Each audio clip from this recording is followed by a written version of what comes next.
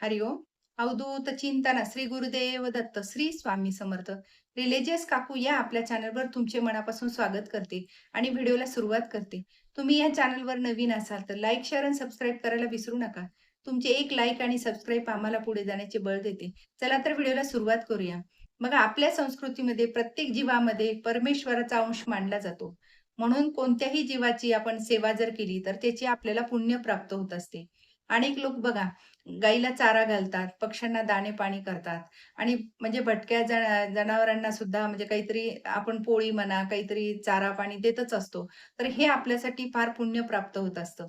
कारण भटक्या जनावरांना जर आपण दिलं, तर त्याचं पुण्य जास्त प्राप्त होत असतं. कारण त्यांच्याकडे म्हणजे त्यांचं लक्ष देणारे कुणी नसतात. ते म्हणजे जे मिळेल ते असं खात जातात आणि मग त्याचं आपल्याला पुण्य प्राप्त होत असतं.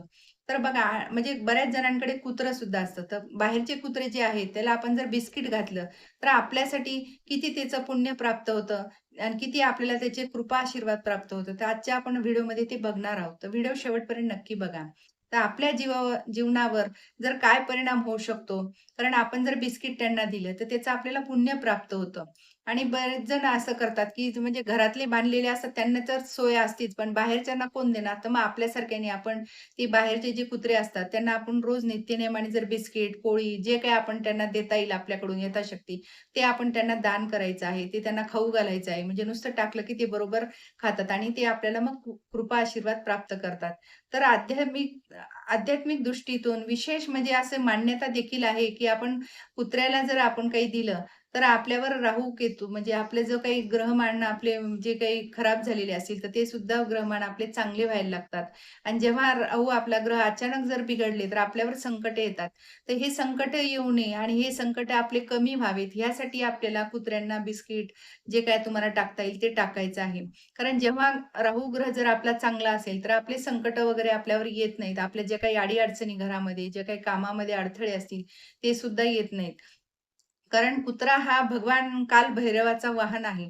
त्यामुळे जर आपल्याला सगळं आपलं चांगलं जर करून घ्यायचं असेल, चांगलं आपल्याला वाटतंय की आपल्या म्हणजे कुठल्या ह्याच्यात आपल्या अडचणी नको, आपले जे काही कामं आहेत ते सुरळीत व्हायला हवे. तर आपल्याला म्हणजे कालभैरवाचं जे वाहन आहे कुत्रा, तर त्याची आपल्याला नित्यनियमाने आपल्याला त्याला खाऊ घालायचं आहे. बिस्किट म्हणा, पोळी म्हणा. तर हे आपण आपली जी सेवा आहे, तर ती आपण सेवा आवर्जून करायची आहे. कारण जर आपण आपला राहू समजा जर व्यवस्थित करायचा कुठले कारण राहू अचानक जर आला, तर आपले म्हणजे घरामध्ये म्हणा, आपल्या म्हणजे संसारात म्हणा, सर्व्हिसमध्ये जे काही असेल ना, आपल्याला अचानक अडचणी उद्भवतात आणि ह्या अडचणी लवकरात लवकर जाण्यासाठी आपल्याला ही सेवा करायची आहे.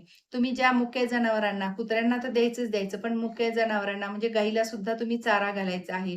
यांनी सुद्धा आपले जे काही म्हणजे अडचणी आलेल्या आहेत, संकट निवारण होतात आपले.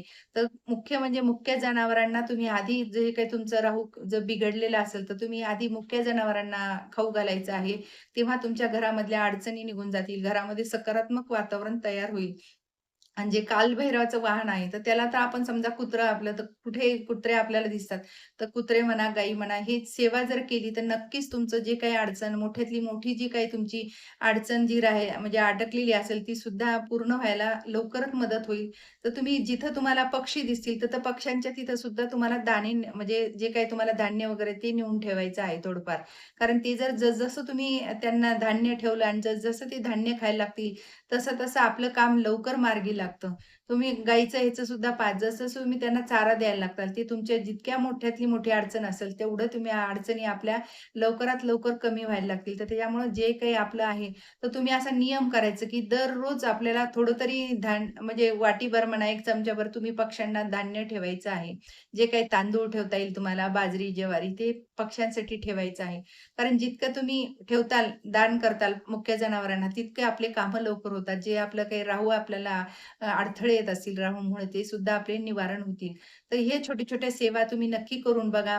तुम्हाला नक्कीच याच्यात यश येईल आणि घरामध्ये सुद्धा आपल्याला सुख, शांती, ऐश्वर्य अशी भरभराटी येईल आपल्या घरामध्ये. तुमच्या व्यवसायामध्ये जे काही आपल्या राहूमुळे समजा तुमचा व्यवसाय बंद पडत असेल, अडगळा असेल व्यवसाय, तुमच्या जे काही जॉबमध्ये तुम्हाला अडथळे येत असतील, ते सुद्धा निघून जातील. तर मुक्या जनावरांचे आशीर्वाद प्राप्त करण्यासाठी आपल्याला ही सेवा करायची आहे. आणि ही सेवा म्हणजे गोमातेची सेवा, पक्ष्यांची सेवा, हे म्हणजे कुत्र्याची आपली कालभैरवाचं जे वाहन आहे, त्याची सुद्धा सेवा आपल्याला आवर्जून करायची आहे. आणि ही सेवा म्हणजे अगदी आपण घरात बसल्यावर सहज म्हणजे करू शकतो सगळ्यांनी. आणि असं काही म्हणजे घरात कोणी सुद्धा ही सेवा करू शकतं. त्यामुळे ही सेवा म्हणजे छोटी सेवा आहे, पण प्रभावी सेवा आहे. नक्की तुम्ही ही सेवा करून बघा. नक्कीच तुम्हाला यश येईल. श्री स्वामी समर्थ. जय जय स्वामी समर्थ. माझा जर व्हिडिओ तुम्हाला आवडल्यास लाईक, शेअर आणि सबस्क्राईब करायला विसरू नका. श्री स्वामी समर्थ.